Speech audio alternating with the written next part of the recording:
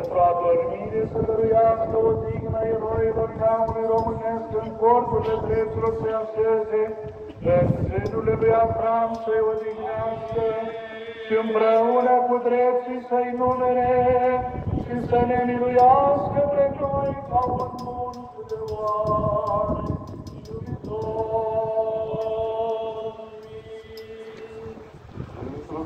Adormire veșnică, odihnă, Doamne, sufletele adormiților robilor Tăi, eroi ai neamului românesc. Doamne, veșnică,